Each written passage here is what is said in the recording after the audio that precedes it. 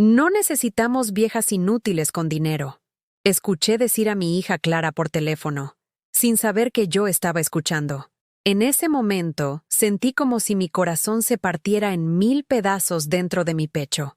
Hoy, yo te voy a contar algo que nunca pensé que contaría.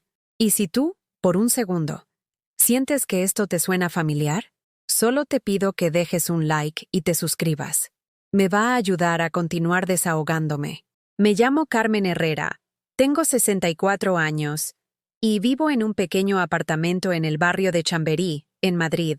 Esa mañana de octubre estaba preparando café en mi diminuta cocina, con mis manos arrugadas pero firmes, sosteniendo la cafetera italiana que compré hace más de 20 años. El aroma a café tostado llenaba el aire mientras yo tarareaba una canción de Rocío Dúrcal, como hacía cada mañana desde que enviudé hace 8 años. Mi rutina era siempre la misma: café, tostada con aceite de oliva y tomate, y después revisar las facturas que llegaban de mis hijos. Sí, facturas. Porque Clara y Andrés, mis dos únicos hijos, habían convertido mi vida en una oficina de pagos. Universidad privada para Clara, máster en arquitectura, su apartamento en el barrio de Salamanca. Para Andrés, medicina especializada, su clínica, su coche BMW, su boda con Valeria. Todo lo pagaba yo, Carmen, la viuda de un albañil que construyó un pequeño imperio inmobiliario ladrillo a ladrillo, ahorrando cada peseta, después cada euro, trabajando como una mula para que mis hijos nunca sintieran la pobreza que yo sí conocí de niña. Esa mañana, mientras removía el azúcar en mi taza de cerámica blanca con flores azules, un regalo de mi difunto marido Miguel, sonó mi teléfono. Era Clara, pero cuando contesté, escuché que no era para mí. Había marcado mi número por error y estaba hablando con alguien más. ¿Invitar a mamá a mi boda? Por favor, Alejandro, no necesitamos viejas inútiles con dinero. Solo estorbaría con sus vestidos horribles y su manera vulgar de hablar. Las palabras cayeron sobre mí como piedras. Mi mano tembló tanto que casi dejó caer el teléfono.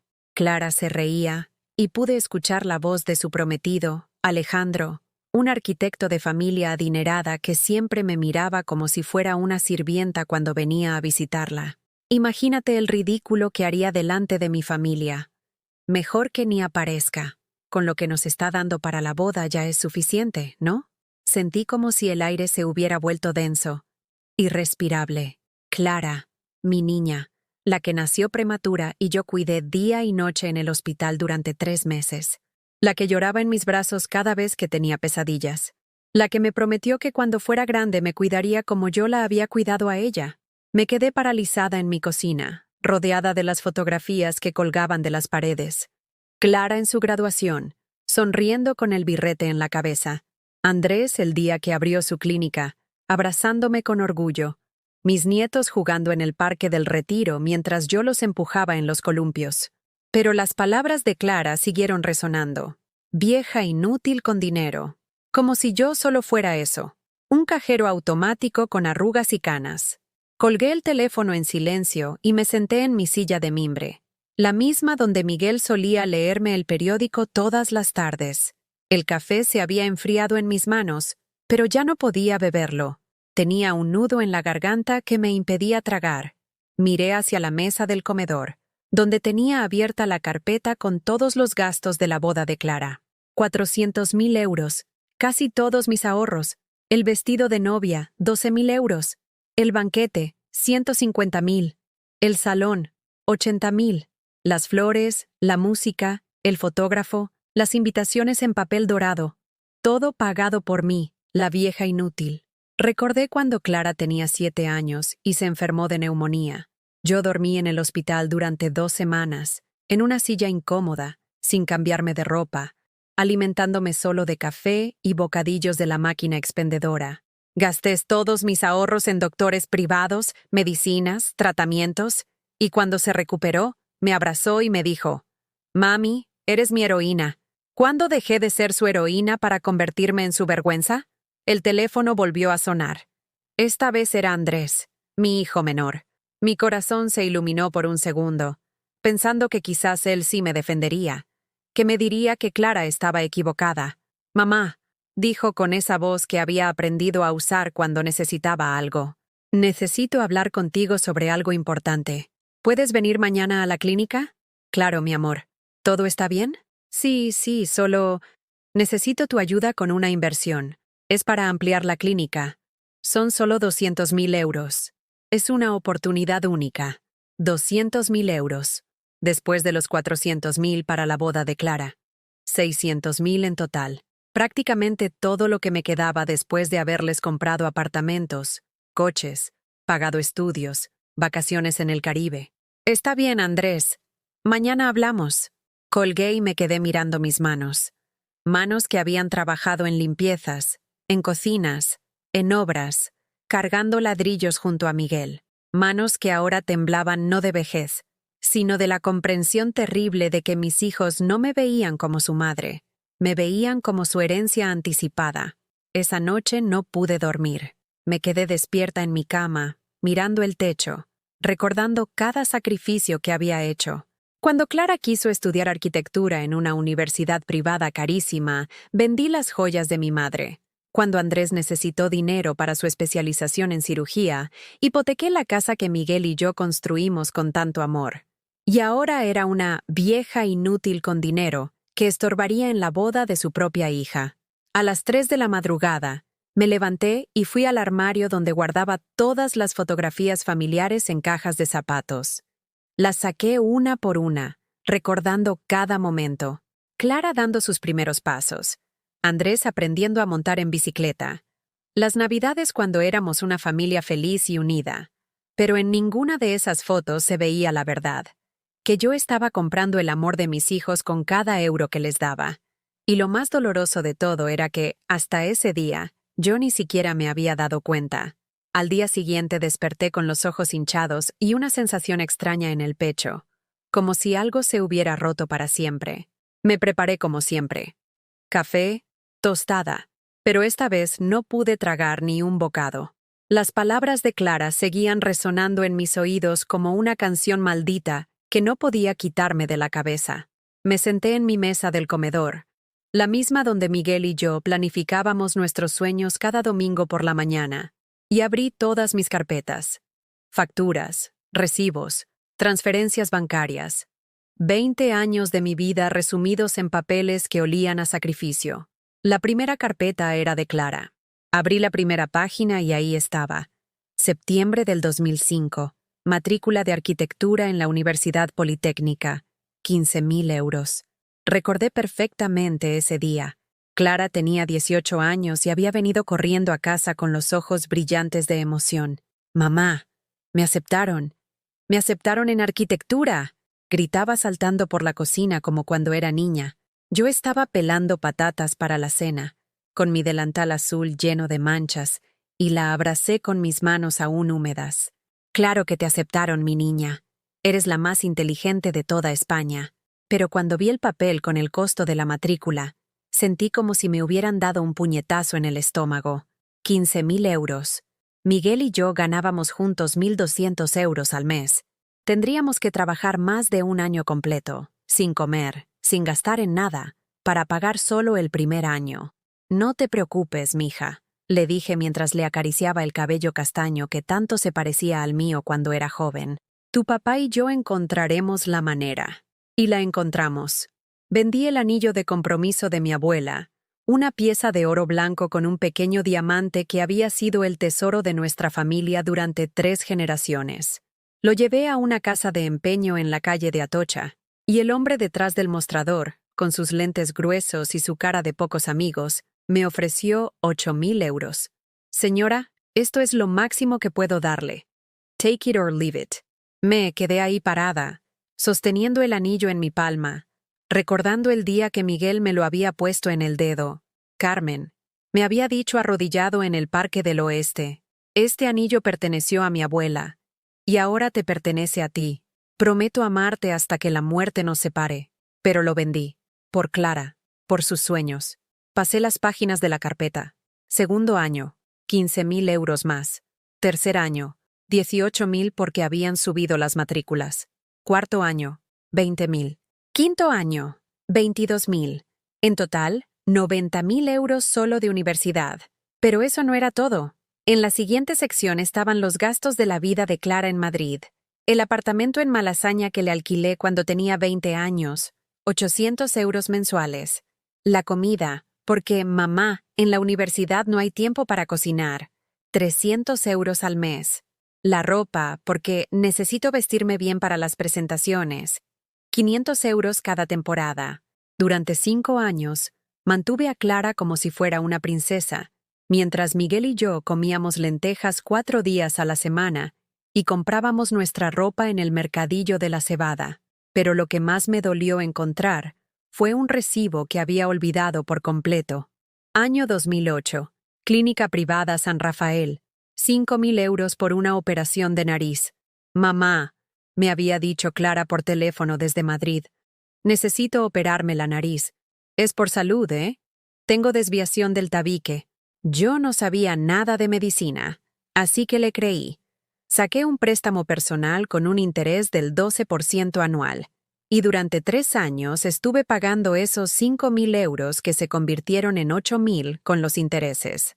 Años después me enteré, por casualidad, cuando una vecina me comentó que había visto a Clara en una revista de arquitectura, que la operación no había sido médica, había sido estética. Clara se había operado la nariz porque no le gustaba cómo se veía, y me había mentido. Cerré la carpeta de Clara y abrí la de Andrés. Si la primera me había dolido, esta fue como recibir una puñalada directa al corazón. Andrés, mi bebé, el que nació con problemas respiratorios y pasó sus primeros 2 meses de vida conectado a máquinas en el hospital. El que me despertaba cada noche llorando porque no podía respirar bien. El que me abrazaba y me decía, «Mami, no me dejes nunca». Su carpeta era aún más gruesa que la de Clara. Universidad de Medicina, 6 años a 25.000 euros por año, 150.000 euros. El apartamento en Barcelona durante sus estudios, 1.000 euros mensuales durante 6 años, 72.000 euros.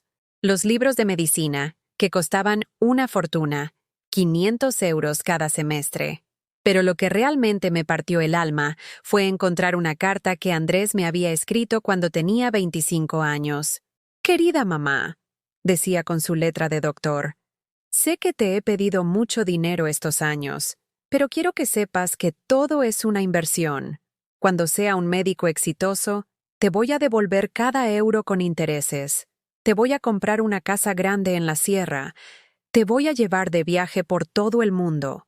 Te voy a dar la vida que mereces. Te amo más que a nada en este mundo. Tu hijo que te adora, Andrés». Esa carta la había guardado en mi mesita de noche durante años.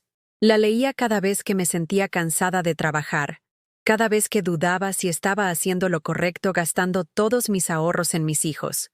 Era mi esperanza, mi luz en los días oscuros. Pero esa carta había sido escrita hace 15 años. Y desde entonces, Andrés no solo no me había devuelto un solo euro, sino que siguió pidiendo más y más. La especialización en cirugía cardiovascular, 80.000 euros. El equipo para su clínica, 100.000 euros. Su boda con Valeria en un hotel de 5 estrellas en Marbella, 60.000 euros. La luna de miel en Bali, 15.000 euros.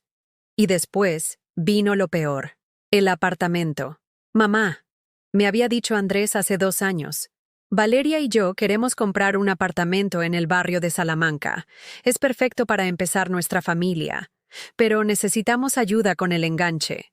«¿Cuánto?», le pregunté, aunque ya sabía que sería una cantidad que me dolería. 300.000 euros. Sé que es mucho, pero es una inversión. Los precios van a subir, y dentro de unos años va a valer el doble. 300.000 euros. Casi todo lo que me quedaba de la venta de los terrenos que Miguel había comprado años atrás, pensando en nuestro futuro, en nuestra vejez tranquila, pero se lo di, porque era mi hijo, porque confiaba en él, porque creía que cuando yo fuera realmente vieja y necesitara ayuda, él estaría ahí para mí. Me levanté de la mesa y fui a la cocina por un vaso de agua. Mis manos temblaban mientras abría el grifo. En la ventana se veía el patio interior del edificio, donde la señora Mercedes tendía su ropa como hacía todos los días desde hace 20 años. Una vida normal, predecible, sin hijos que te vieran como un banco. Regresé a mi mesa y saqué la calculadora. Sumé todos los gastos. Universidad de Clara, su apartamento, sus caprichos, su boda. Universidad de Andrés, su especialización, su clínica, su apartamento, su boda. El total era aterrador. 1.400.000 euros. 1.400.000 euros que había dado con amor, con sacrificio, con la esperanza de que mis hijos valoraran todo lo que hacía por ellos. Y el resultado había sido que Clara me llamara vieja inútil y que Andrés me viera solo como una fuente de financiamiento para sus proyectos. Me quedé ahí sentada, mirando esos números, y por primera vez en mi vida me pregunté si había sido una idiota, si había confundido el amor con la complacencia, si había convertido a mis hijos en monstruos egoístas al darles todo sin pedirles nada a cambio. El teléfono sonó otra vez. Era Clara. «Hola, mami», dijo con esa voz dulce que usaba cuando quería algo. «¿Cómo estás? Te escuchaste rara ayer». «Estoy bien, Clara». «Qué bueno». «Oye, necesito pedirte un favorito. ¿Te acuerdas del vestido de novia que te enseñé? Pues resulta que encontré uno mejor, pero cuesta 8.000 euros más. ¿Crees que podrías...?» Cerré los ojos y respiré profundo. La niña que una vez había sido mi heroína, ahora me pedía 8.000 euros más después de llamarme vieja inútil. «Clara», dije con una voz que no reconocí como mía. «Tengo que pensarlo». Hubo silencio del otro lado de la línea. Clara nunca había escuchado un «tengo que pensarlo» de mi boca. ¿Pensarlo? «Mamá, es solo para mi vestido. Es mi boda». «Lo sé, hija. Pero necesito tiempo para revisar mis finanzas». Colgué antes de que pudiera responder, y me quedé ahí, sosteniendo el teléfono, preguntándome cuándo había empezado a tenerle miedo a decepcionar a mis propios hijos. Esa tarde decidí ir a visitar a Andrés a su clínica. Necesitaba mirarlo a los ojos, ver si quedaba algo del niño que una vez me abrazaba cada noche antes de dormir. La clínica estaba en el barrio de Chamartín, en un edificio moderno de cristal y acero que brillaba como un palacio que yo había ayudado a construir. Cuando llegué a la recepción, la secretaria, una chica muy joven con el pelo perfectamente liso y uñas de gel, me miró de arriba a abajo con esa expresión que yo conocía bien. Era la mirada que reservaban para las señoras mayores que no vestían ropa de marca. «¿En qué puedo ayudarla?», me preguntó sin levantar los ojos de su ordenador. «Vengo a ver al doctor Andrés Herrera. Soy su madre». La chica me miró con sorpresa, como si no pudiera creer que alguien como yo fuera la madre de su jefe elegante. «Ah, el doctor está con un paciente. ¿Tiene cita?» «No necesito cita. Soy su madre». Tendrá que esperar. Puede sentarse allí». Me señaló unas sillas de cuero blanco en la sala de espera. Me senté y esperé. 5 minutos, 10 minutos, 20 minutos, 40 minutos. Finalmente, Andrés salió de su consulta acompañando a una señora mayor, muy bien vestida, que llevaba un bolso Hermès que costaba más de lo que yo gastaba en ropa en 5 años. «Señora Martínez», le decía con una sonrisa que no reconocí, «no se preocupe por nada. El procedimiento fue un éxito total. En 2 semanas estará como nueva». La acompañó hasta la puerta con una delicadeza que nunca había mostrado conmigo, sosteniendo su brazo como si fuera de cristal. Solo cuando ella se fue me vio sentada en la sala de espera. «¡Mamá!», dijo sorprendido. «¿Qué haces aquí? ¿No puedo venir a ver a mi hijo?» «Claro que sí, pero estoy muy ocupado». «¿De qué querías hablar?» No me invitó a su oficina. Hablamos allí mismo, de pie en la recepción, mientras la secretaria fingía no escuchar y otros pacientes nos miraban con curiosidad. «Andrés, quería preguntarte sobre la inversión de la que me hablaste». «Ah, sí. Te mando los papeles por correo, ¿vale? Ahora tengo que atender a otro paciente». Me dio un beso rápido en la mejilla, de esos que das cuando quieres que alguien se vaya, y regresó a su consulta. Me quedé ahí parada, sintiéndome como una extraña en el lugar que yo había ayudado a pagar. Cuando llegué a casa, me senté en mi sofá gastado y pensé en todas las veces que había sido tratada como una molestia, no solo por Clara y Andrés, sino por sus parejas, por sus amigos, incluso por mis propios nietos. Recordé la última Navidad. Habíamos quedado en casa de Clara para cenar todos juntos. Yo llegué puntual a las 9, como habíamos acordado, cargando bolsas con regalos para todos y una bandeja de croquetas caseras que había hecho desde las 5 de la mañana. «Ay, mamá», me dijo Clara cuando abrió la puerta. «Llegaste muy temprano. Estamos preparando los últimos detalles». Pero no era verdad. Cuando entré, todos estaban ya sentados en el salón, bebiendo champán y riendo. Habían empezado sin mí. La cena ya estaba servida en la mesa. «Hola, abuela», me dijeron mis nietos sin levantarse del sofá, sin siquiera quitar los ojos de sus teléfonos móviles. «¿Por qué no me dijeron que habían adelantado la hora?», pregunté mientras dejaba las bolsas de regalos en un rincón. «Se nos olvidó avisarte», dijo Alejandro, el prometido de Clara, con esa sonrisa falsa que siempre me dedicaba. «Pero ya estás aquí, ¿no?». Durante toda la cena me trataron como si fuera invisible. Hablaban de sus trabajos, de sus viajes, de sus planes, pero nunca me preguntaron cómo estaba yo, qué había hecho, cómo me sentía. Cuando sirvieron el postre, Clara se levantó con una copa de champán en la mano. «Quiero hacer un brindis», anunció sonriente. «Por el año que viene, por nuestra boda, por todo lo bueno que nos espera». Todos alzaron sus copas. Yo también alcé la mía, esperando que alguien brindara por mi salud, por mi bienestar, por los años que me quedaban de vida. Pero nadie lo hizo. Brindaron por el futuro de Clara y Alejandro, por el éxito de la clínica de Andrés, por los nietos que estudiaban bien en el colegio. Pero a mí me trataron como si fuera parte del mobiliario. Esa noche, cuando regresé a mi apartamento vacío, lloré hasta quedarme sin lágrimas. Pero lo peor no había llegado aún. Hace 2 semanas, cuando cumplí 64 años, esperé todo el día una llamada, una visita, un mensaje de texto, cualquier cosa, nada. A las 8 de la noche, cuando ya había perdido toda esperanza, me llegó un mensaje de WhatsApp de Clara. «Feliz cumple, ma. Andamos súper ocupados con los preparativos de la boda. Te llamamos mañana. Besos». Mañana nunca llegó.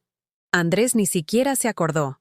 3 días después, cuando le recordé que había sido mi cumpleaños, me dijo: «Ay, mamá, lo siento mucho. Estuve operando todo el día. Ya sabes cómo es esto». Como si salvar vidas fuera más importante que recordar el día en que nació la mujer que le había dado la vida. Pero la gota que colmó el vaso llegó la semana pasada. Estaba en el supermercado Carrefour, haciendo mi compra semanal con mis cupones de descuento y mi lista cuidadosamente calculada para no gastar más de 40 euros. Cuando vi a Valeria, la esposa de Andrés, en el pasillo de los productos gourmet. Su carrito estaba lleno de jamón ibérico, quesos importados, vino francés, chocolate suizo, cosas que costaban más que mi compra de todo el mes.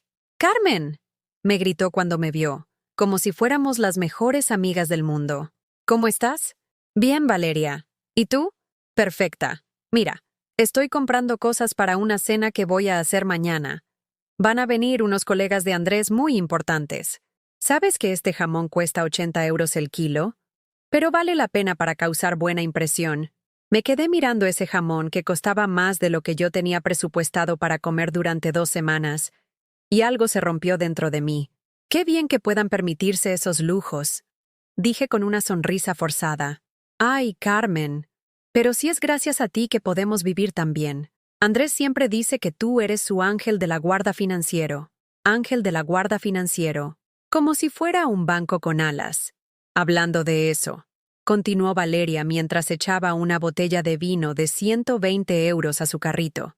«¿Ya hablaste con Andrés sobre la inversión? Porque la verdad necesitamos cerrar ese tema pronto. Queremos empezar las reformas del apartamento en enero». «¿Qué reformas?». «Ay, ¿no te dijo? Queremos renovar toda la cocina y los 2 baños. Ya sabes, con la clínica yendo tan bien, necesitamos que la casa esté a la altura. Van a venir muchos pacientes importantes a cenar». Pacientes importantes. Como si yo no lo fuera. Esa noche, cuando llegué a casa con mis 4 bolsas de compra llenas de productos marca blanca y ofertas, me senté en mi cocina y lloré. Lloré por todos los cumpleaños olvidados, por todas las navidades donde me trataron como una extraña, por todas las veces que me pidieron dinero como si fuera un cajero automático. Pero sobre todo, lloré porque me di cuenta de algo terrible. Mis hijos no me amaban, me toleraban, me soportaban. Me mantenían cerca no porque quisieran compartir sus vidas conmigo, sino porque necesitaban mi dinero. Y lo más doloroso de todo era que yo había sido la culpable. Yo había creado esos monstruos. Yo los había enseñado que el amor se compraba con euros, que las responsabilidades se pagaban con transferencias bancarias, que ser madre significaba ser un recurso económico ilimitado. Me sequé las lágrimas y fui a mi dormitorio.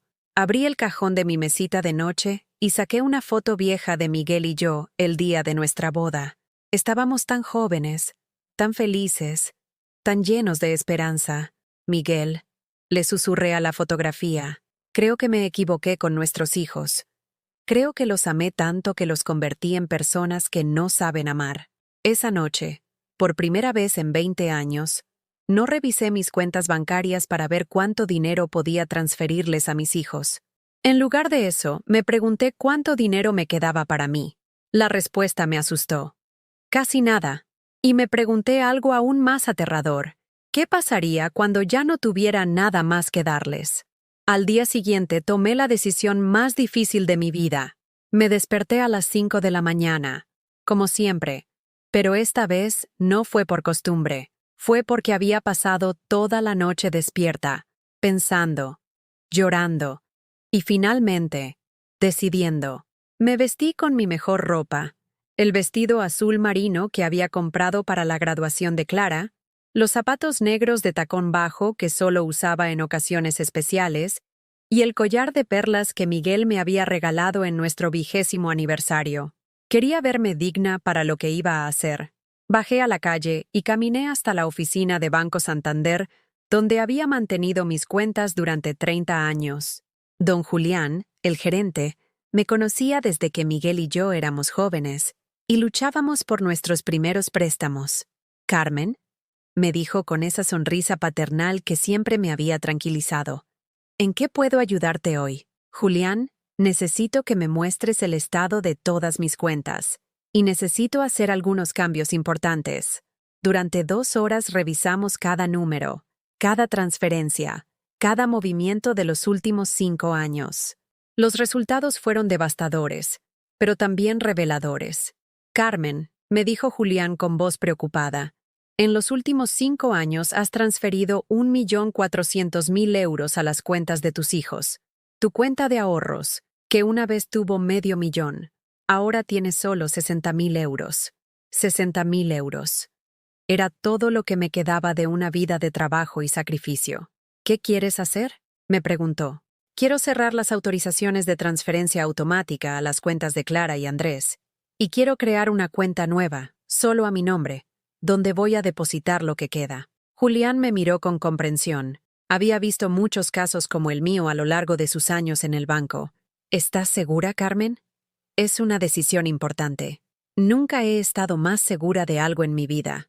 Firmé todos los papeles necesarios. Cada firma se sintió como una pequeña liberación. Por primera vez en años, mi dinero era solo mío. Cuando salí del banco, me senté en el Parque del Retiro, en el mismo banco donde Miguel y yo solíamos merendar los domingos.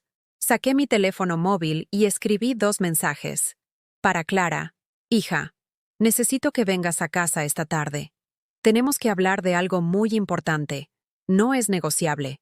Para Andrés. Hijo, ven a casa a las 6 de la tarde. Traer a Valeria. Hay cosas que necesito decirles. Ninguno de los dos respondió inmediatamente, que era típico en ellos, pero a las 2 horas recibí sus respuestas. Clara, mamá, estoy súper ocupada con los preparativos de la boda. ¿No puede esperar? ¿Es sobre el dinero del vestido? Andrés.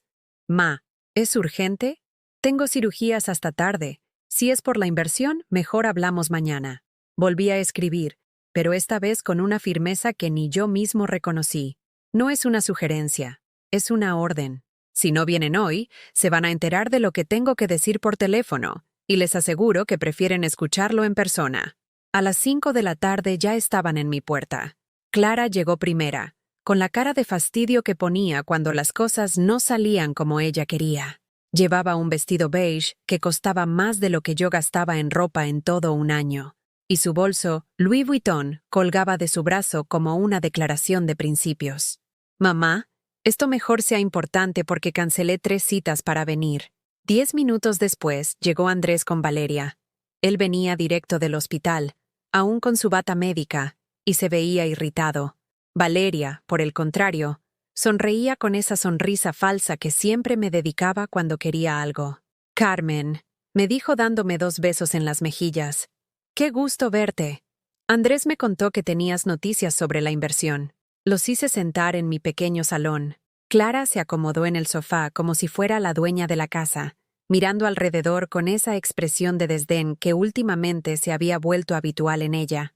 Andrés se sentó en el borde de su silla, consultando constantemente su reloj, como si estar en casa de su madre fuera una pérdida de tiempo. Hijos, comencé con la voz más tranquila que pude reunir. Durante los últimos días he estado haciendo cuentas, revisando números, recordando cosas. Mamá, interrumpió Clara con impaciencia. Si es sobre mi vestido de novia, ya te dije que encontré uno perfecto. Solo necesito 8.000 euros más. Y... ¡Silencio!, grité. Y mi propia voz me sorprendió. Nunca les había gritado a mis hijos. Nunca había alzado la voz en esa casa. Los 3 se quedaron mudos, mirándome con ojos sorprendidos. Durante los últimos 5 años, continué, les he dado 1.400.000 euros. Clara, a ti te he pagado la universidad, el apartamento, tus caprichos, y ahora tu boda. Andrés, a ti te he pagado la carrera, la especialización, el equipo de tu clínica, tu apartamento, tu propia boda. Mamá, pero nosotros nunca te pedimos, empezó Andrés. ¿Que nunca me pidieron?, lo interrumpí. Andrés, tienes 32 años y la última vez que pagaste algo con tu propio dinero fue... No me acuerdo cuándo fue, porque siempre has tenido mi dinero como respaldo. Valeria se removió incómoda en su asiento. Clara, continué. Hace 2 días te escuché decir por teléfono que soy una vieja inútil con dinero que solo estorbaría en tu boda. El color desapareció de la cara de Clara. Sus ojos se abrieron como platos. Mamá, eso no era... Era una broma. ¿Una broma? Me levanté de mi silla, temblando de ira y dolor. ¿Llamar vieja inútil a la mujer que se desangró para pagar cada euro de tu educación es una broma? Carmen, intervino Valeria con su voz más diplomática. Seguramente fue un malentendido. Clara te adora, todos lo sabemos. No, grité otra vez. Basta de mentiras. Basta de teatro. Yo sé exactamente lo que piensan de mí. Soy su cajero automático. Soy la vieja idiota que les da dinero sin preguntar para qué lo quieren. Clara empezó a llorar, pero eran lágrimas falsas, lágrimas de cocodrilo. Mamá, por favor, estás malinterpretando todo. Yo te amo. Tú eres lo más importante en mi vida. Si soy tan importante, dije con una calma helada, ¿por qué no me han invitado a tu boda? Silencio. Un silencio tan pesado que se podía cortar con cuchillo. ¿Por qué, Clara? ¿Por qué la mujer que está pagando 400.000 euros de tu boda no está invitada a tu boda? Mamá, es que la lista de invitados está muy ajustada y... ¡Mentira!, grité con una fuerza que no sabía que tenía. Es porque se avergüenzan de mí, porque soy una vieja de barrio que no encaja con sus amigos pijos. Andrés se levantó de su silla. Mamá, te estás poniendo histérica. Siéntate y hablemos con calma. ¿Histérica? ¿Histérica? Me acerqué a él hasta quedar cara a cara. Andrés, hace 3 meses me pediste 300.000 euros para ampliar tu clínica. Te los di sin preguntar. Hace 2 semanas fue mi cumpleaños. Ni siquiera te acordaste. Su cara se puso roja de vergüenza. Mamá, ya te dije que estaba operando y... ¿Sabes lo que hice el día de mi cumpleaños? Continué sin dejarle terminar.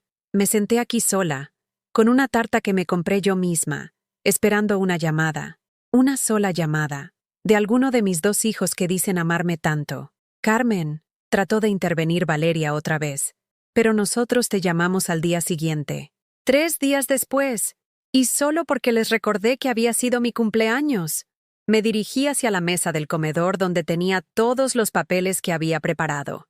Quiero que sepan algo, dije mientras sostenía los documentos del banco. Hoy cerré todas las autorizaciones de transferencia automática que tenían en mis cuentas. A partir de hoy, si quieren dinero mío, me lo van a tener que pedir cara a cara, justificando para qué lo necesitan. Clara se puso de pie de un salto. ¿Qué? Mamá, no puedes hacer eso. Mi boda es en 2 meses. Necesito el dinero para pagar a los proveedores. Y yo necesitaba una hija que me respetara. Respondí. Parece que ninguna de las dos vamos a tener lo que necesitamos. Andrés se acercó a mí con las manos extendidas, como si yo fuera una paciente que necesitaba ser calmada. Mamá, entiendo que estés molesta, pero tomaste esta decisión en un momento de ira. Mañana lo vas a lamentar. Piénsalo bien. Lo he pensado muy bien. Durante 40 años he pensado en ustedes antes que en mí misma. Ya es hora de que piense en Carmen. Valeria, que hasta ahora había tratado de mantenerse diplomática, finalmente mostró su verdadera cara. Carmen, no sé qué te has imaginado, pero Andrés y Clara son tus hijos. Es tu responsabilidad ayudarlos. Es lo que hacen las madres. La miré fijamente, y por primera vez en años, dije exactamente lo que pensaba. Valeria, tú no tienes hijos, así que no me vengas a explicar qué es lo que hacen las madres. Y otra cosa, esta es mi casa. Si no te gusta cómo hablo, ahí está la puerta. Valeria se puso roja de ira, pero no se atrevió a decir nada más. Clara seguía llorando, pero ya no eran lágrimas falsas. Eran lágrimas de pánico. Mamá, por favor. Si haces esto, mi boda va a ser un desastre. Todo el mundo se va a enterar de que no puedo pagar. Alejandro y su familia van a pensar que somos pobres. ¿Y qué tiene de malo ser pobre, Clara? Yo fui pobre toda mi vida. Y eso no me hizo peor persona que ustedes. Eso es diferente, murmuró Clara. ¿Diferente cómo? Pues, tú te acostumbraste a eso. Nosotros no. Y ahí estaba. La verdad. Mis hijos me veían como alguien inferior. Alguien acostumbrada a la pobreza, a los sacrificios, a pasarla mal, mientras ellos merecían lo mejor. En ese momento supe que había tomado la decisión correcta. Después de que se fueron de mi casa dando portazos y gritando amenazas sobre lo mucho que me iba a arrepentir, me quedé sola en mi salón. El silencio que siguió fue diferente a cualquier silencio que hubiera experimentado antes. No era el silencio vacío de la soledad, sino el silencio lleno de libertad. Por primera vez en 20 años, mi teléfono no sonaba cada hora con peticiones de dinero. Por primera vez en 2 décadas, no tenía que revisar mi cuenta bancaria preguntándome cuánto podía transferir a mis hijos sin quedarme sin nada para mí. Esa primera noche dormí profundamente. No me desperté a las 3 de la madrugada preocupándome por si Clara tendría suficiente dinero para sus gastos de la boda. No me levanté a las 5 pensando en cómo ayudar a Andrés con sus inversiones. Dormí como un bebé, con una paz que había olvidado que existía. Al día siguiente me desperté sin prisa. No tenía que correr al banco para hacer transferencias urgentes. No tenía que contestar llamadas desesperadas pidiendo dinero. Por primera vez en años, el día me pertenecía completamente. Me hice un café con leche real, no esa leche desnatada barata que compraba para ahorrar y poder darles más dinero a ellos. Me compré croissants en la panadería de la esquina, esos de mantequilla francesa que siempre había querido probar, pero que consideraba demasiado caros. Me senté en mi pequeña mesa del comedor y desayuné despacio, saboreando cada bocado. El teléfono empezó a sonar a las 10 de la mañana. Clara. No contesté. Volvió a sonar 5 minutos después. Andrés. Tampoco contesté. Durante toda la mañana sonó el teléfono cada 15 minutos. Llamadas de Clara, de Andrés, de Valeria, incluso de Alejandro, el prometido de Clara, que nunca me había llamado en los 5 años que llevaba con mi hija. Pero yo no contesté ni una sola llamada. En lugar de eso, hice algo que no había hecho en décadas. Salí a caminar por Madrid sin rumbo fijo. Caminé por la Gran Vía mirando los escaparates sin sentir culpa por no estar trabajando o ahorrando para mis hijos. Entré al El Corte Inglés y me compré una blusa azul cielo que me gustó, sin preguntarme si ese dinero sería mejor invertido en los caprichos de Clara o las inversiones de Andrés. Me costó 60 euros. 60 euros que por primera vez en años gasté solo en mí. Cuando llegué a casa, tenía 14 llamadas perdidas y 27 mensajes de WhatsApp. No los leí. Ni uno solo. En lugar de eso, me preparé una merienda con jamón serrano y queso manchego, esos que siempre veía en el supermercado pero nunca compraba porque eran demasiado caros para una persona que tenía que mantener a 2 adultos mimados. A las 6 de la tarde tocaron el timbre de mi casa, insistentemente, como si fuera una emergencia. «Mamá, abre la puerta. Sé que estás ahí», gritaba Clara desde el pasillo. No abrí. «Carmen, por favor, tenemos que hablar». Era la voz de Valeria. «Esto es una locura. Estás comportándote como una niña». Seguí sin abrir. Estuvieron allí durante 1 hora, tocando el timbre, golpeando la puerta, gritando por el pasillo como lunáticos, hasta que finalmente la señora Mercedes, mi vecina de toda la vida, salió de su apartamento. «Oigan, dejen a Carmen en paz. Si no quiere abrirles será por algo. Y dejen de hacer escándalo, que hay niños pequeños que están durmiendo la siesta». Los escuché irse refunfuñando por las escaleras. Esa noche, mientras cenaba una tortilla francesa que me había hecho solo para mí, me llegaron más mensajes. Esta vez decidí leer algunos. Clara: «Mamá, estás actuando como una loca. Piensa en lo que estás haciendo. Mi boda se va a arruinar por tu capricho». Andrés: «Ma, la gente se va a enterar de que cortaste nuestro acceso a tu dinero. ¿Qué van a pensar de nosotros?». Valeria: «Carmen, espero que recapacites. Andrés está muy dolido. Nunca pensó que su propia madre lo traicionaría así». Leer esos mensajes me confirmó que había tomado la decisión correcta. Ni uno solo expresaba preocupación por mi bienestar. Ni uno solo se disculpaba por haberme tratado como una vieja inútil. Solo les importaba mi dinero. Pero el mensaje que más me impactó llegó a las 10 de la noche. Era de un número que no conocía. «Hola, abuela. Soy Lucía. Mamá me dio tu número. Quería decirte que estoy orgullosa de ti. Ya era hora de que les dijera sus verdades. Lucía, mi nieta de 16 años, la hija de Andrés, la única en toda la familia que siempre me había tratado con cariño genuino, sin pedir nada a cambio». Le respondí inmediatamente: «Gracias, mi niña. ¿Cómo estás tú?». «Bien, abuela. Papá y Valeria están como locos, diciendo que te volviste loca. Pero yo los escuché hablando y sé que solo están preocupados por el dinero. Nunca los había visto tan desesperados. ¿Y tú qué opinas de todo esto?». «Que hiciste lo correcto. Siempre te he visto dándoles todo y ellos tratándote mal. El otro día Valeria dijo delante de mí que eras muy pesada, que siempre estabas molestando con tus llamadas». Me dio mucha rabia. Leer eso me partió el corazón, pero también me llenó de fuerza. Si una adolescente podía ver la verdad tan claramente, ¿por qué yo había tardado tanto en verla? «Lucía, ¿puedo pedirte un favor?». «Claro, abuela. ¿Podrías venir a verme mañana? Hace mucho que no charlamos tú y yo solas». «Me encantaría. Voy después del instituto». Esa noche dormí mejor que en años. Al día siguiente, Lucía llegó puntual a las 5 de la tarde. Era una chica alta y delgada, con el pelo castaño ondulado y los ojos verdes de su abuelo Miguel. Pero lo que más me gustaba de ella era su sonrisa genuina, tan diferente a las sonrisas falsas de sus padres. «Hola, abuela», me dijo dándome un abrazo real, de esos que duran más de 2 segundos y que se sienten desde el corazón. Le preparé chocolate caliente con churros, como hacía cuando era pequeña, y venía a pasar las tardes conmigo. «Cuéntame», le dije, «¿cómo están las cosas en tu casa?». Lucía suspiró profundamente. «Es un caos, abuela. Papá no para de caminar de un lado a otro, hablando por teléfono con el banco, tratando de conseguir préstamos. Valeria llora cada 5 minutos diciendo que van a tener que vender el apartamento. Y mamá... Bueno, tú sabes cómo es mamá. Clara está muy enojada conmigo, furiosa. Dice que la humillaste delante de Alejandro, que ahora él y su familia van a pensar que somos pobres. Ayer se pasó todo el día llorando porque no puede pagar el vestido de novia que quería.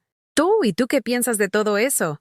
Lucía me miró directamente a los ojos, con una madurez que me sorprendió.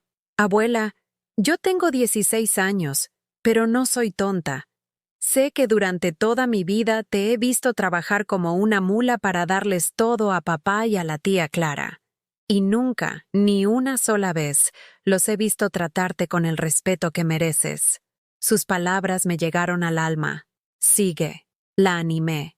El año pasado, cuando cumpliste 63, ¿te acuerdas que nadie fue a tu cumpleaños? Me acuerdo. Yo quería ir, pero papá dijo que tenían cosas más importantes que hacer. Valeria dijo que los cumpleaños de los viejos eran deprimentes. Sentí una puñalada en el pecho. Ese día yo vine sola a verte, ¿te acuerdas? Y te encontré llorando en la cocina. Sí me acordaba. Lucía había aparecido de sorpresa con un pastel pequeño que había comprado con su dinero de bolsillo. Abuela, continuó Lucía. Ese día me prometí que cuando fuera mayor nunca iba a tratar así a mis padres. Y también me prometí que siempre iba a defenderte cuando ellos hablaran mal de ti. ¿Hablan mal de mí? Lucía bajó la mirada. Sí, abuela. Siempre. Dicen que eres muy pesada, que no entiendes su estilo de vida, que los molestas con tus problemas. Cada palabra era como una bofetada. Pero yo nunca he estado de acuerdo con ellos, añadió rápidamente. Siempre he pensado que eres la persona más generosa y buena de toda la familia. Me levanté de mi silla y la abracé fuertemente. Lucía, tú eres lo único bueno que me ha dado esta familia. Abuela, me dijo separándose un poco para mirarme. ¿Puedo decirte algo? Por supuesto.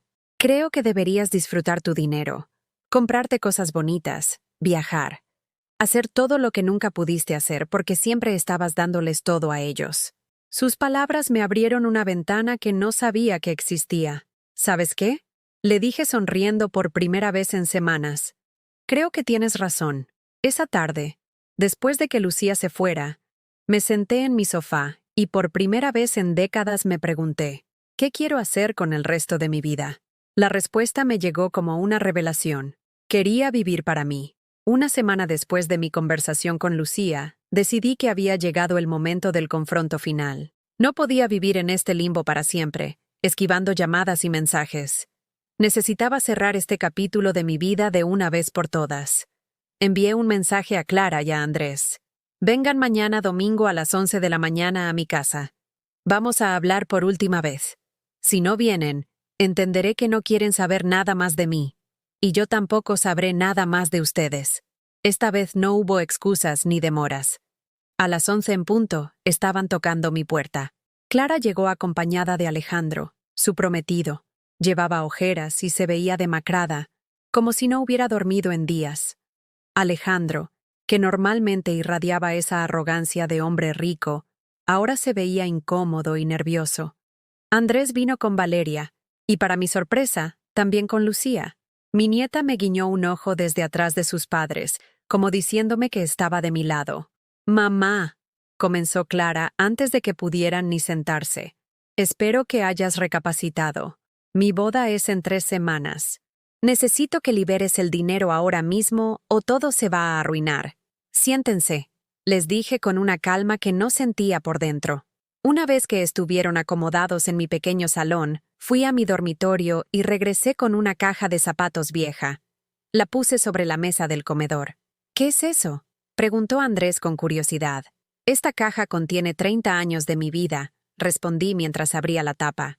30 años de cartas, fotos, recuerdos y facturas. Saqué una carta amarillenta por el tiempo. «Esta es una carta que me escribió tu padre, Andrés, cuando tenías 5 años y estabas en el hospital con neumonía. Decía, Carmen, gracias por ser la mejor madre del mundo. Nuestro hijo va a salir adelante porque tiene una mamá que lo ama más que a su propia vida». La voz se me quebró un poco, pero continué. «Y esta», dije sacando una foto, «es del día que Clara se graduó de arquitecta. Aquí están los 3, Miguel, Clara y yo».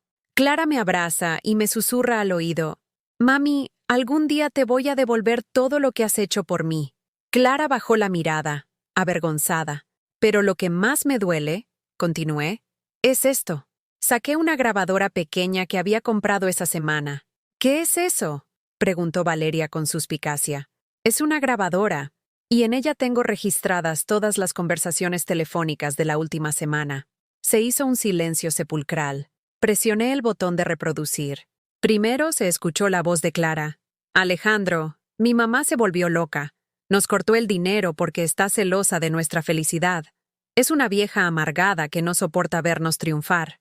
Después la voz de Alejandro. «Clara, tal vez es mejor así. Siempre me pareció raro que una mujer de su clase social tuviera tanto dinero. Mi familia se preguntaba de dónde salía todo ese dinero que gastabas. Clara se puso roja como un tomate. Continué reproduciendo. Ahora era la voz de Andrés. Valeria, vamos a tener que vender el apartamento. Sin el dinero de mi madre no podemos mantener este estilo de vida. Y la voz de Valeria. Pues convéncela. Dale lástima. Dile que te vas a suicidar si no te ayuda. Algo se te tiene que ocurrir. Andrés parecía haber visto un fantasma, pero la grabación que más me había dolido venía al final. Era una conversación entre Clara y una de sus amigas. ¿Tu mamá no va a ir a tu boda?, le preguntaba la amiga. Y Clara respondía, «Por Dios, no. Mi mamá es una ordinaria. Se viste horrible, habla fuerte y come con las manos. La familia de Alejandro pensaría que soy una mujer sin clase. Mejor que se quede en su casa viendo telenovelas».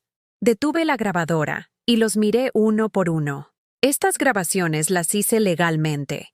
En España es legal grabar conversaciones telefónicas cuando una de las partes lo consiente.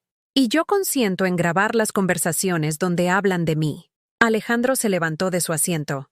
«Carmen, esto es una violación a la privacidad». ¿Violación a la privacidad?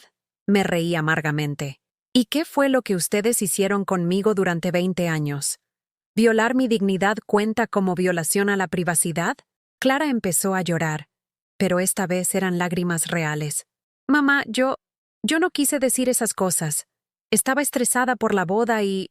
¡Basta!, grité levantándome de mi silla. Basta de excusas. Basta de justificaciones. Durante 20 años he escuchado excusas para todo.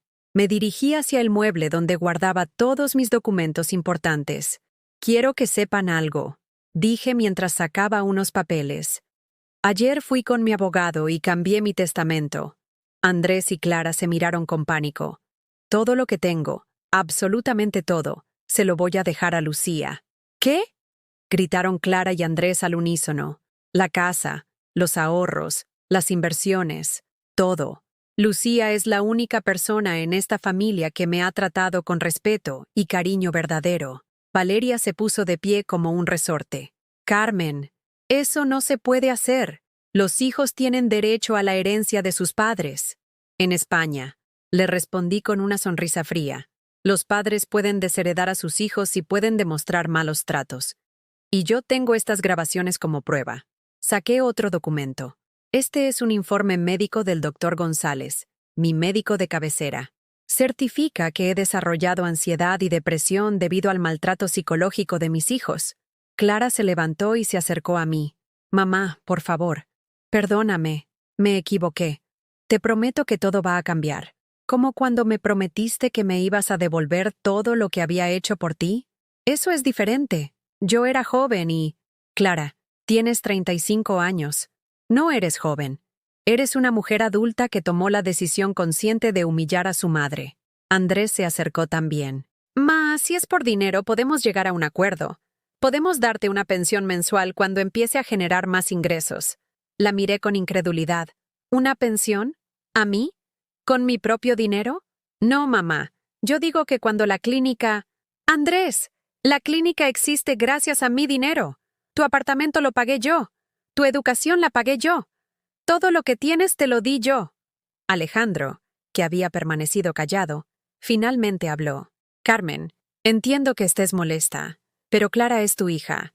No puedes castigarla por el resto de su vida por algunas palabras dichas en un momento de estrés. Me volteé hacia él con una furia que no sabía que tenía. Alejandro, tú no me conoces. No sabes nada de mi vida, de mis sacrificios, de mis sufrimientos. Y sin embargo, te atreves a decirme cómo tengo que tratar a mi hija. Yo solo digo que... Tú no dices nada, le grité. Tú vives en un apartamento que yo pagué. Tú vas a tener una boda que yo estoy financiando. Y encima tienes la desfachatez de decirme que Clara tiene razón en avergonzarse de mí. Alejandro se puso rojo y no supo qué responder. Entonces hice algo que había estado planeando toda la semana. Fui a la cocina y regresé con una bandeja. En ella estaban todas las tarjetas de crédito que había cancelado. todas cortadas en pedazos pequeños. Estas son todas las tarjetas adicionales que tenían de mis cuentas. Están canceladas desde hace una semana. También puse sobre la mesa las llaves del apartamento que le había comprado a Andrés. Andrés, este apartamento vuelve a ser mío. Tienes un mes para desocuparlo. ¿Qué? Mamá, no puedes hacer eso. Vivimos ahí. Pueden irse a vivir con los padres de Valeria. Seguramente ellos estarán encantados de mantenerlos. Valeria palideció. Finalmente, saqué un sobre grande y se lo entregué a Clara. ¿Qué es esto?, preguntó con las manos temblando. Es tu regalo de bodas. Clara abrió el sobre esperanzada, pensando que habría un cheque. En lugar de eso, había una foto. Era la foto de su graduación, la que habíamos tomado juntas ese día tan especial. Pero la foto estaba cortada por la mitad. Mi parte había sido eliminada. Esta foto representa perfectamente lo que tú quieres, le dije. Tu vida sin mí. Tu éxito sin reconocer mi sacrificio. Tu felicidad eliminando mi presencia. Clara miró la foto y empezó a llorar desconsoladamente. Felicidades, Clara. Ya tienes lo que siempre quisiste. Una vida sin tu madre. Lucía, que había permanecido en silencio todo el tiempo, se acercó a mí y me abrazó. Abuela, estoy orgullosa de ti. Clara, Andrés, Valeria y Alejandro se quedaron mudos, mirándome como si no pudieran creer lo que estaba pasando. Ahora, dije dirigiéndome hacia la puerta, les voy a pedir que se vayan de mi casa. Y no quiero volver a verlos hasta que aprendan a tratarme con el respeto que merezco. Mamá, suplicó Clara, dame una oportunidad más. Clara, yo te di 35 años de oportunidades. Ya no tengo más para darte. Uno por uno fueron saliendo de mi casa. Clara fue la última, volteándose en la puerta para mirarme una vez más. Mamá, algún día te vas a arrepentir de esto. Clara, le respondí. Lo único de lo que me arrepiento es de haber tardado tanto en hacerlo. Cerré la puerta y me recosté contra ella. Por primera vez en décadas, me sentí completamente libre. Durante 2 semanas después del confronto, viví en una paz que no había experimentado en décadas. Sin llamadas desesperadas, sin peticiones de dinero, sin drama familiar. Por primera vez en años, mi vida me pertenecía completamente. Lucía venía a visitarme todos los días después del instituto. Hacíamos juntas cosas simples pero significativas. Cocinábamos, veíamos películas viejas, charlábamos sobre sus sueños de estudiar diseño gráfico. Era como tener una segunda oportunidad de ser abuela, pero esta vez con alguien que realmente valoraba mi compañía. Una tarde, mientras preparábamos croquetas en mi cocina pequeña, Lucía me comentó algo que me inquietó. Abuela, hay algo raro pasando en casa. ¿Qué tipo de cosa rara? Papá y Valeria están teniendo reuniones muy extrañas. Vienen personas que no conozco, hablan en voz baja, y cuando yo entro al salón, todos se quedan callados. No le di mucha importancia en ese momento. Pensé que serían reuniones sobre la venta del apartamento o sobre las deudas que seguramente tendrían después de que les cortara el financiamiento. Pero 3 días después, todo cambió. Era un martes por la mañana cuando sonó mi teléfono. Era un número que no reconocía. ¿Señora Carmen Herrera? Sí, soy yo. Señora Herrera, habla el inspector Ramírez de la Policía Nacional. Necesitamos que venga a la comisaría lo antes posible. Se me heló la sangre. ¿Ha pasado algo? ¿Es sobre mis hijos? Señora, preferimos hablar de esto en persona. ¿Puede venir esta misma mañana? 1 hora después estaba sentada en una oficina gris de la comisaría de Chamberí, frente a un hombre de unos 50 años con cara seria y expediente grueso sobre su escritorio. Señora Herrera, hemos recibido una denuncia muy grave en su contra. ¿Una denuncia? ¿De qué tipo? Sus hijos, Clara y Andrés Herrera, junto con Valeria Martín y Alejandro Ruiz, han presentado una denuncia por maltrato psicológico, chantaje emocional y amenazas. No podía creer lo que estaba escuchando. ¿Perdón? Según la denuncia, usted los ha estado amenazando, chantajeando emocionalmente y ejerciendo maltrato psicológico durante meses. El inspector abrió el expediente y comenzó a leer. Textualmente, la denuncia dice: Carmen Herrera ha estado ejerciendo control y manipulación sobre nosotros, utilizando el dinero como arma de chantaje. Nos amenaza constantemente con cortarnos el apoyo económico si no hacemos lo que ella dice. Ha llegado al extremo de grabarnos sin nuestro consentimiento y de amenazarnos con dejarnos en la calle. Me quedé muda, absolutamente muda. Además, continuó el inspector, presentaron como prueba estas grabaciones donde supuestamente usted los amenaza. Encendió una grabadora. Mi propia voz comenzó a sonar, pero las palabras estaban cortadas y editadas de tal manera que parecía que yo estaba amenazándolos. En la grabación editada se me escuchaba decir, les voy a quitar todo. No van a tener nada. Se van a quedar en la calle. Van a sufrir como yo he sufrido.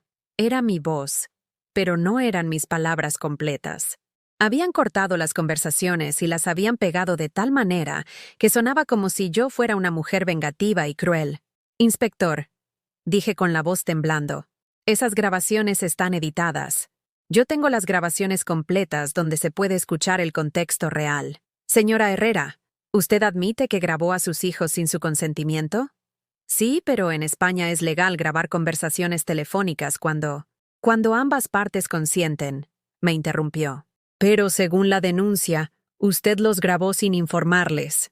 Pero ellos estaban hablando mal de mí. Señora, eso no justifica la grabación sin consentimiento en conversaciones privadas. Me di cuenta de que había caído en una trampa legal. Ellos habían consultado con abogados y habían encontrado la manera de usar mis propias grabaciones en mi contra. Además, continuó el inspector, tenemos testimonios de vecinos que confirman que usted los ha estado acosando telefónicamente y que ha tenido comportamientos erráticos. ¿Qué vecinos? Preferimos no revelar sus identidades por ahora. Salí de la comisaría sintiéndome mareada y confundida.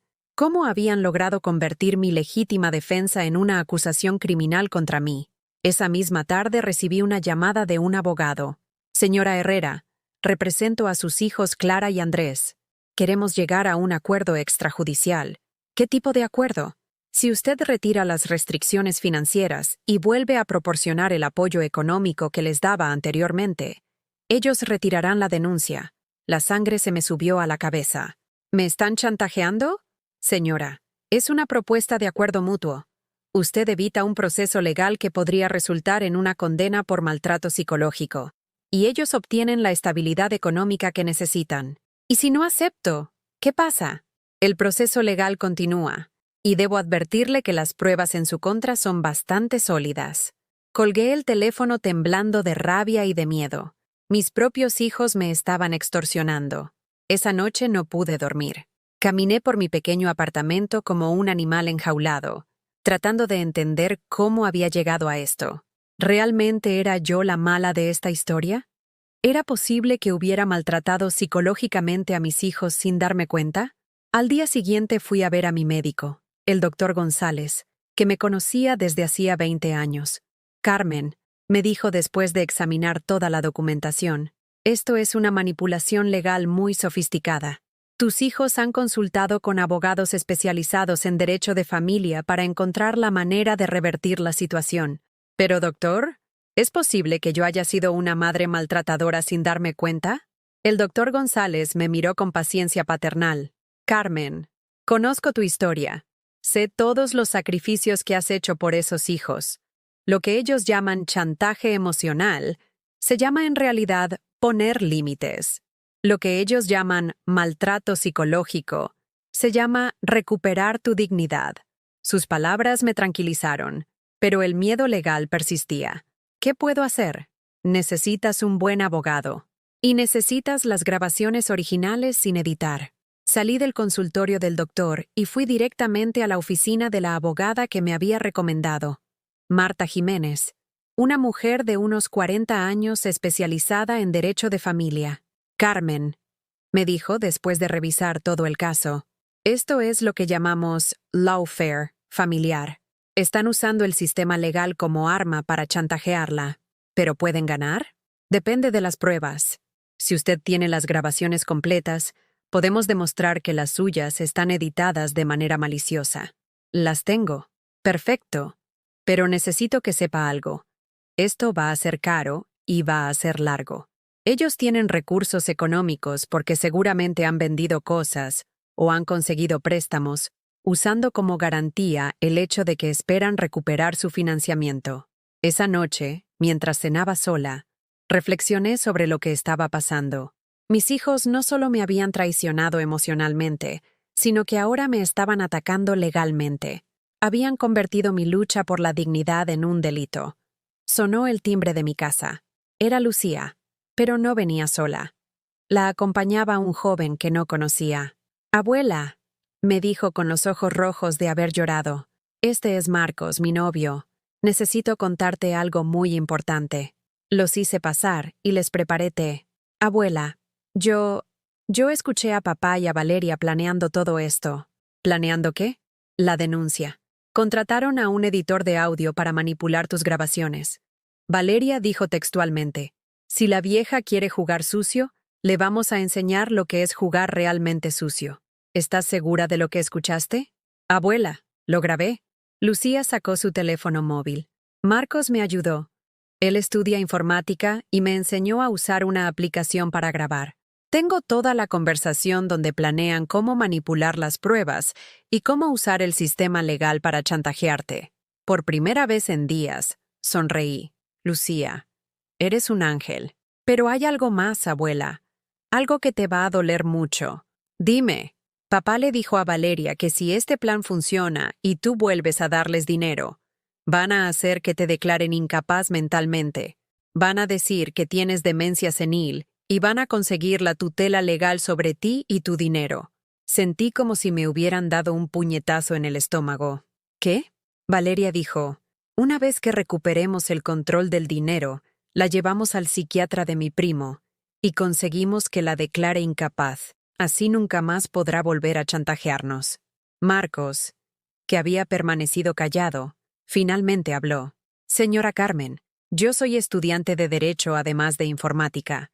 Lo que ellos están planeando es un delito mucho más grave que las acusaciones que le han hecho a usted. Esto es conspiración para cometer fraude y abuso de personas mayores». Me quedé en silencio, procesando la magnitud de la traición. Mis hijos no solo querían mi dinero, querían arrebatarme mi libertad, mi capacidad de decisión, mi dignidad como ser humano. «Abuela», me dijo Lucía tomando mi mano, «¿qué vas a hacer?» Respiré profundamente, y por primera vez desde que había empezado esta pesadilla, sonreí con verdadera tranquilidad. «Lucía, mi amor, les voy a enseñar lo que es realmente jugar sucio». Al día siguiente de conocer la grabación de Lucía, me levanté más temprano que nunca, pero esta vez no fue por ansiedad o preocupación. Fue porque tenía una misión que cumplir y todo el tiempo del mundo para disfrutarla. Lo primero que hice fue llamar a mi abogada, Marta Jiménez. «Marta, tengo la prueba que necesitábamos y mucho más». ¿Qué tipo de prueba? Una grabación donde mis hijos planean hacerme declarar incapaz mentalmente para robar mi dinero. Hubo silencio al otro lado de la línea. «Carmen, eso cambia completamente el panorama. Eso ya no es lawfare familiar. Eso es conspiración criminal. Necesito que vengas inmediatamente a mi oficina». 2 horas después estaba sentada frente a Marta, reproduciendo la grabación que Lucía había hecho. Escuchar de nuevo las voces de Andrés y Valeria planeando mi destrucción me provocaba una mezcla extraña de dolor y satisfacción. «Carmen», me dijo Marta con los ojos brillantes, «con esto no solo vamos a defenderte de su denuncia falsa, sino que vamos a presentar una contradenuncia por conspiración, fraude y abuso de personas mayores. Ellos pueden enfrentar hasta 5 años de prisión». ¿En serio? Completamente en serio. Además, vamos a solicitar una orden de restricción para que no puedan acercarse a ti. ¿Y mi dinero? ¿Pueden obligarme a volver a dárselos? Marta sonrió. «Carmen, después de esto, nunca más van a poder reclamar ni un euro tuyo. Es más, probablemente van a tener que pagarte daños y perjuicios». Salí de la oficina de Marta sintiéndome como una nueva mujer. Por primera vez en meses, no era yo la que tenía que defenderse, eran ellos. Esa tarde decidí hacer algo que había estado posponiendo por décadas: cuidar de mí misma. Fui al salón de belleza más elegante de Madrid, uno de esos lugares por los que había pasado 1000 veces pero nunca me había atrevido a entrar porque me parecían demasiado caros. ¿En qué podemos ayudarla?, me preguntó una chica joven con una sonrisa genuina. Quiero un cambio completo, le dije. Corte, color, manicura, pedicura, todo lo que haga falta para que una mujer de 64 años se sienta hermosa otra vez. Pasé 4 horas en ese salón, siendo mimada y tratada como una reina. Me cortaron el cabello en un bob moderno que me quitaba 10 años. Me hicieron mechas discretas que disimulaban las canas. Me arreglaron las uñas. Me hicieron masaje facial. Me maquillaron suavemente. Cuando me vi en el espejo al final, no pude contener las lágrimas. Señora, me dijo la estilista, está usted preciosa. Mi tenía razón. Por primera vez en años, me veía hermosa. No como la madre gastada que había sido, sino como Carmen, la mujer que había construido un patrimonio con sus propias manos. Después del salón, hice algo aún más audaz. Entré a una boutique elegante y me compré ropa nueva. No ropa práctica y barata como la que había usado durante décadas, sino ropa bonita, de mi talla, en colores que me favorecían. Me gasté en una tarde lo que normalmente gastaba en ropa en todo un año. Y no sentí ni una pizca de culpa. Esa noche, cuando Lucía vino a visitarme como siempre, se quedó con la boca abierta. «Abuela, te ves increíble. ¿Verdad que sí?», le dije dando una vuelta como una modelo. «Me siento como una mujer nueva». «Es que eres una mujer nueva», me dijo abrazándome. «Eres la abuela que siempre debiste ser, libre, hermosa y sin personas tóxicas aprovechándose de ti». Una semana después, Marta me llamó con noticias extraordinarias. Carmen, Clara y Andrés retiraron su denuncia. ¿En serio? Completamente. Sus abogados se enteraron de la grabación de Lucía y les recomendaron retirar todo antes de que nosotras presentáramos la contradenuncia. ¿Y ahora qué pasa? Ahora tú decides si quieres presentar cargos criminales contra ellos o si prefieres dejar las cosas así. Lo pensé durante días. ¿Realmente quería meter a mis propios hijos en la cárcel? ¿Realmente quería convertir esta historia familiar en un caso criminal? Finalmente decidí que no. No porque los perdonara, sino porque ya no tenían poder sobre mí. Ya no me importaba lo suficiente como para gastar mi energía en castigarlos. «Marta», le dije por teléfono, «no voy a presentar cargos, pero quiero una orden de restricción permanente. No quiero que se acerquen a mí nunca más». «Entiendo. ¿Y si ellos intentan contactarte en el futuro?». «Entonces sí presentaremos todos los cargos». 2 meses después de todo este drama, me mudé a un apartamento nuevo en el barrio de Malasaña. Era más pequeño que mi casa anterior, pero estaba en un edificio moderno, con portero, con jardín, con vista a un parque precioso donde los ancianos jugaban al dominó y las madres jóvenes paseaban a sus bebés. Por primera vez en mi vida, vivía en un lugar elegido por mí, pagado con mi dinero, decorado según mi gusto. Lucía me ayudó con la mudanza. Fue ella quien cargó las cajas, quien organizó los muebles nuevos que me compré, quien colgó las cortinas que elegí porque me gustaban, no porque fueran las más baratas. «Abuela», me dijo mientras colgábamos un cuadro hermoso que había comprado en una galería de arte, «¿alguna vez te arrepientes de lo que hiciste?». «¿De qué parte?». «De cortar con papá y la tía Clara».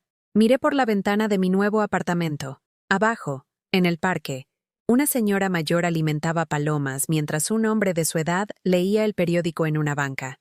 Se veían tranquilos, contentos, disfrutando de una vejez digna. «Lucía», le dije, «no me arrepiento ni de una sola decisión que tomé. Por primera vez en mi vida, soy dueña de mi tiempo, de mi dinero, de mis decisiones. ¿Y no extrañas tener una familia grande?». «Mi amor», la abracé.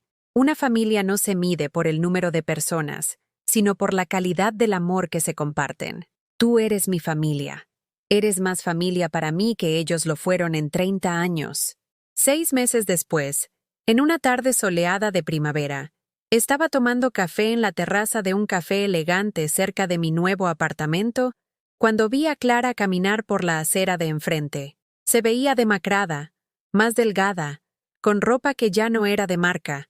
Llevaba el cabello recogido en una coleta simple y caminaba con prisa, mirando hacia el suelo. Por un momento, sentí una punzada de dolor maternal.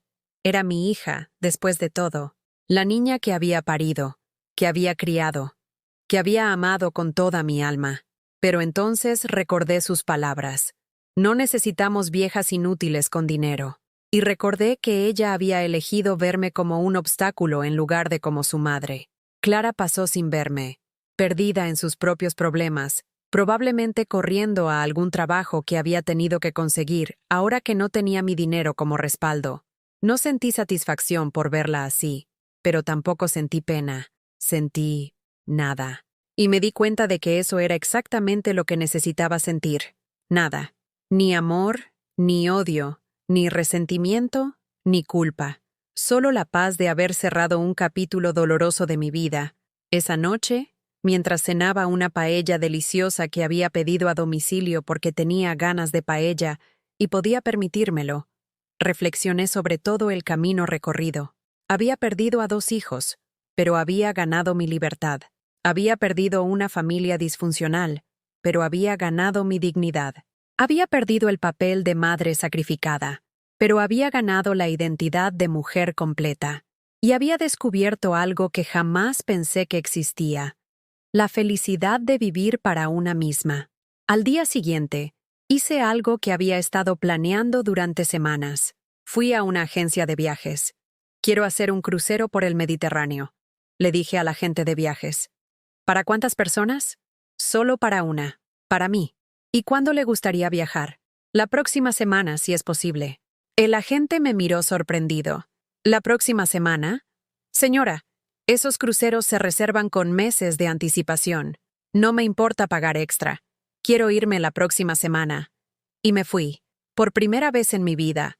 Viajé sola, por puro placer, gastando mi dinero en mí misma. Durante 10 días navegué por aguas cristalinas. Conocí gente interesante. Comí en restaurantes elegantes.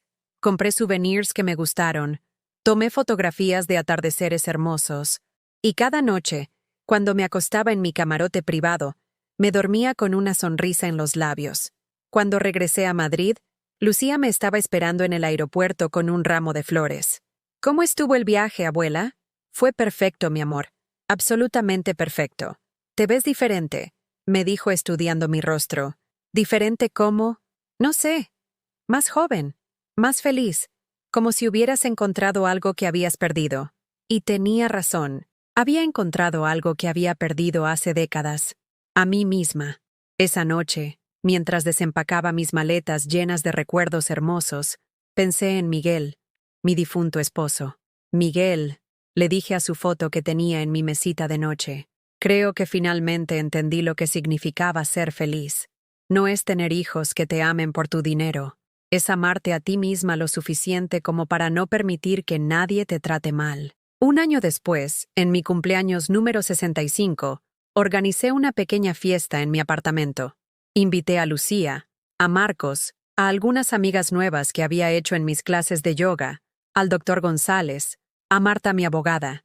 Era una fiesta pequeña, íntima, llena de gente que realmente me apreciaba. Mientras cortaba mi pastel de chocolate favorito, recordé mi cumpleaños anterior, cuando había pasado sola esperando llamadas que nunca llegaron. Qué diferente era mi vida ahora. «Abuela», me dijo Lucía levantando su copa de vino, «quiero hacer un brindis. Por favor, por la mujer más valiente que conozco, por la que tuvo el coraje de decir basta cuando todos esperaban que siguiera callada, por la que eligió su dignidad por encima del amor falso, por la que nos enseñó que nunca es tarde para empezar de nuevo».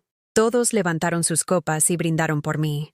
Y yo, Carmen Herrera, de 65 años, antigua madre sacrificada, nueva mujer libre, sonreí con una felicidad que jamás pensé que volvería a sentir, porque había aprendido la lección más importante de mi vida.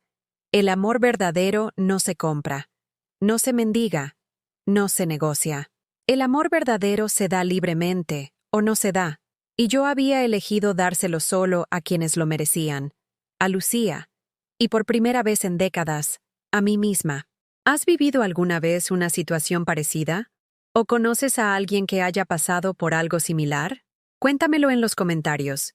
Y si esta historia te llegó al corazón, déjame tu like Y suscríbete al canal para que este mensaje llegue a alguien que quizás necesite escucharlo.